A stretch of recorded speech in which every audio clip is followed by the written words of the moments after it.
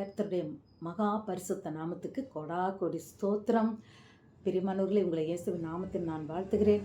இந்த நாளில் உங்களுடைய வாழ்க்கையில் ஒரு நம்பிக்கை இல்லாத சூழ்நிலையில் யாராக இருந்தாலும் இன்றைக்கு உங்களுடைய வாழ்க்கையில் தான் கவலைப்படாதீங்க. நம்பும்போது நிச்சயமாக நடக்கும். நம்ம யாரை நம்பணும்னா இயேசு கிறிஸ்துவை நம்பணும். அவர் நாமத்தை நம்பணும். அவர் ஒருவர் எனக்காய் ஜீவனை கொடுத்தார். அவர் இன்றும் உயிரோடு இருக்கிறார். அவருடைய உயிர்த்தெழுதலின் வல்லமை என் வாழ்க்கையில் உள்ள அந்த செத்து போய் கிடக்கிற காரியங்களை, முடியாமல் கிடக்கிற காரியங்களை, நடக்காமல் கிடக்கிற காரியங்களை, தாமதிக்கிற காரியங்களை, நடக்கவே நடக்காதுன்னு நான் நினச்ச காரியங்களெல்லாம் அவர் நடத்துவார்ன்ற அந்த நம்பிக்கை. நம்ம நினைக்கலாம், என்ன இல்லையே, என் நம்பிக்கையே இல்லாமல் போச்சேன்னு நினைக்கலாம். இல்லை பெரியமானவர்களே, ஒரு கைதி மரண தண்டனைக்கு விதிக்கப்பட்ட இது கதையல்ல, நிஜம். ஒரு மரண தண்டனைக்கு விதிக்கப்பட்ட ஒரு கைதி. ஆனால் அந்த கைதி தப்பு பண்ணலை. அவர் உண்மையான மனுஷன், தவறு பண்ணலை. ஆனால் போலியாக சாட்சியெல்லாம் கொண்டு வந்து அவரை ஏமாற்றி அவரை அந்த மாதிரி இடத்துல தள்ளிட்டாங்க. மரண தண்டனையும் அவருக்கு கொடுத்துட்டாங்க. அவர் ஏழைன்றதுனால வக்கீலெல்லாம் வச்சு அவரால் வாதாட முடியலை. அப்போ அவர் சொல்லுவார், ஆண்டவர் நீதியும் நியாயம் செய்கிறவர், என்னை கைவிட மாட்டார், அவர் எனக்காக வழக்காடுவார், எனக்காக யுத்தம் செய்வார்னு அவர் என்ன பண்ணியிருக்கிறாரு, அங்கே இருந்த காலமெல்லாம் அங்கே இருக்கிற கைதிங்கிட்ட சொல்லிக்கிட்டே இருந்திருக்காங்க. அப்போ அந்த கைதிங்கெல்லாம் சிரிப்பாங்களாம். மரண தண்டனை உனக்கு சிக்கி, அதாவது கிட்ட நெருங்கிருச்சு, இப்போ போய் நீ உனக்காக ஏசு எப்படா வழக்காடுவார், அதே தீர்ப்பே வந்துருச்சே, இனிமேல் உனக்கு எப்படி வழக்காடுவார் அப்படின்னு சொன்னால், இல்லை இல்லை, என் நம்பிக்கை வீண் போகாதுன்னு சொல்வாராம். இப்படி சொல்லிக்கிட்டு இருக்கும்போது நாளைக்கு காலையில் மரண தண்டனை. அப்போ எல்லாரும் அவரை பார்த்து சிரிச்சாங்களாம். ஏய், நீ நம்புனியே, உங்கள் ஏசு உன்னை கைவிட்டுட்டார்ல, உனக்காக வழக்காடினாரா? ஏண்டா முட்டாள்தனமாக இருந்திருக்கேடா, ஏண்டா இப்படி ஒருத்தனை நாங்கள் பார்த்ததே இல்லைடா, நாளை காலையில் நீ சாக போகிற, உன் நம்பிக்கை என்னாச்சுன்னு பார்ப்போண்டாச்சு, நீ உன் நம்பிக்கை தான் செத்து போச்சு, ஏன்டா இப்படி நீ ஏசு ஏசுன்னு சொல்கிற, அவரோட நாமத்தை நம்புகிற அப்படின்னு சொல்லி அவனை கிண்டல் அடித்தாங்களாம். அப்பாயும் அவர் சொன்னாராம், என் நம்பிக்கை வீண் போகாது. அந்த வார்த்தையே திருப்பி திருப்பி திருப்பி திருப்பி சொன்னாராம், என் நம்பிக்கை வீண் போகாது, என் நம்பிக்கை வீண் போகாதுன்னே சொன்னாராம். ஏன்னா நான் கர்த்தர் நீதி செய்கிற தேவன், அவர் நிச்சயமாக எனக்காக வழக்காடுவார். அப்போது இதை இன்னும் நம்புறியா அப்படின்னா ஆமாம். அப்புறம் மறுநாள் காலையில் தூக்கில் போடணும்னா ஒரு மிட் நைட்டிலலாம் அதுக்கான ஏற்பாடெல்லாம் பண்ணுவாங்க. அதிகாலையில் அந்த மாதிரிலாம் ஏற்பாடு பண்ணும்போது கூட கூட்டிகிட்டு போகிற அந்த ஆளுங்க, அந்த ஜெயிலரு, இவங்கெல்லாம் என்ன பண்ணாங்களாம், அவங்களும் கிண்டல் அடித்தாங்களாம். ஏன்னா இவர் எல்லார் முன்னத்துலேயும் சொல்லியிருக்கிறாரு, நான் நம்பியிருக்கேன், நான் தப்பு பண்ணல, ஏசு என்னை காப்பாற்றுவாருன்னு சொல்லியிருக்கிறாரு, நான் நம்பிக்கையாக இருக்கேன்னு. அப்போ அவங்க சொன்ன, ஏண்டா கடைசி இந்த இன்னொரு 1/2 மணி நேரம் நீ சாக போகிற, இப்போயுமா நீ நம்புகிற அப்படின்னாங்களாம். அந்த வார்த்தை சொன்னாராம், என் நம்பிக்கை வீணாகாது, என் நம்பிக்கை வீண் போகாதுன்னு சொன்னாராம். அவங்கெல்லாம் சிரித்தாங்களாம். சிரித்து கொண்டுட்டு போய் அந்த மேடையில் ஏற்றி முகமூடிய கழுத்தில் கருப்பு துணியை போட்டு கருப்பு கயிறை ஏற்றுனாங்களாம். அப்போ கூட அவங்க கேட்டாங்களாம், அந்த நினச்சாங்களாம், இவன் மனசு மாறிடுவான் அப்படின்னு சொல்லிட்டு. அவர் மாறலையா. அப்போது அந்த அந்த ஒரு இதை அவங்க அமுக்கணும். அப்போ அந்த தூக்கு கயிறு கழுத்தில் மாட்டிக்கிட்டு அவங்க இறந்துருவாங்க. அதை பண்ணுற நேரம் சத்தமாக ஒருத்தர் யாரோ ஓடி நிறுத்துங்க நிறுத்துங்க நிறுத்துங்கன்னு கத்துனாராம். இது நிஜமாக நடந்தது தான். நிறுத்திட்டாங்க.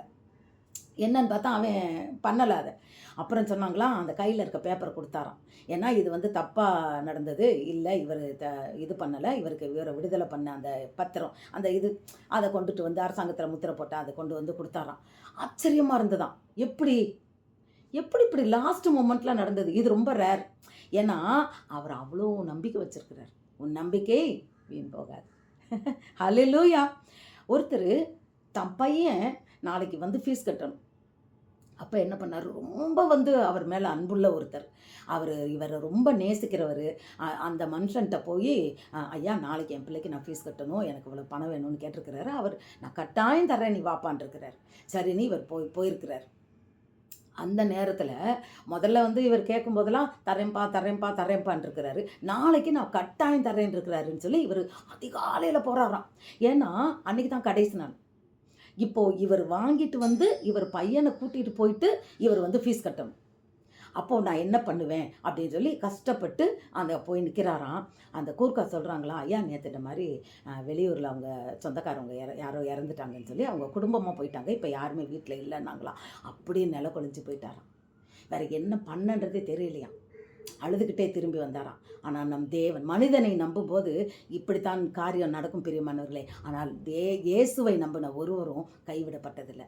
நீங்கள் நினைக்கலாம் சூழ்நிலை மாறிடுச்சு, ஒன்றுமே இல்லைன்னு நினைக்கலாம். ஆனாலும் கிளைமேக்ஸ் ஹீரோ அவர் கட்டாயம் செய்வார். அவர் நாமம் அற்புதம் செய்யும். அவரை நம்பின ஒருவரும் வெக்கப்பட்டு போனதில்லை.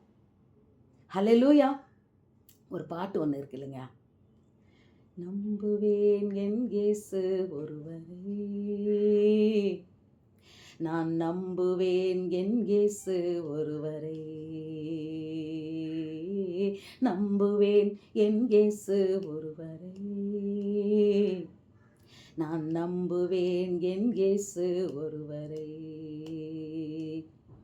என் பாதையெல்லாம் அந்தகாரம் சூழ்ந்தாலும் வாழ்க்கை முடிந்தது மறுவாழ்வு இல்லை என்றாலும் நான் நம்புவதற்கு ஒன்றும் இல்லை என்றாலும் நம்புவேன் என் இயேசு ஒருவரே,